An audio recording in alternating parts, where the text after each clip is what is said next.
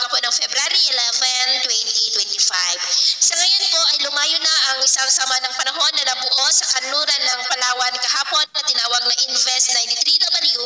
at yan po ay palapit na sa may Vietnam. Habang ang shear line ay umangat po at nakakaapekto sa may Samar Provinces, Southern Luzon at ilang bahagi po ng Central Luzon. Ang amihan naman ay patuloy pa rin na nakakaapekto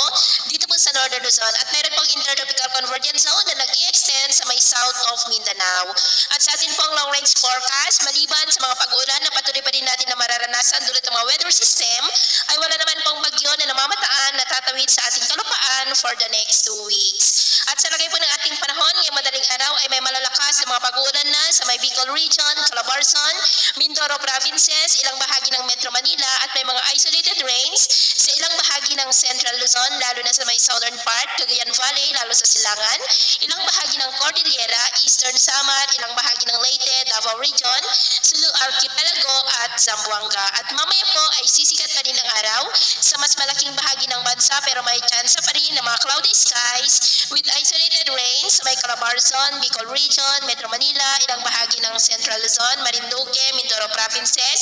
Romblon, ilang bahagi ng Cagayan Valley, Apayao, Eastern Samar, Zamboanga Peninsula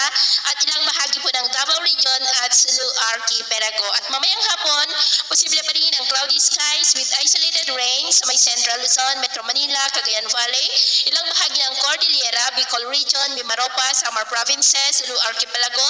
Zamboanga Peninsula at Davao Region. Kaya mag-ingat pa rin po tayo sa posibleng panganib na dulot ng mga pagbaha at pagguho ng lupa dahil posibleng malalakas na mga pag-ulan sa ilang bahagi po.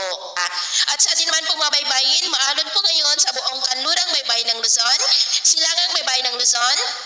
mga baybayin po ng Northern Samar Seaboard, silangang baybayin ng Eastern Samar Seaboard, Northern Seaboard ng Cagayan, Babuyan Island Seaboard at Batanes Seaboard na ang mga alon dyan ay posible po na aabot hanggang sa 2.2 to 5 meters height. Kaya hanggat maaari po, iwasan na muna natin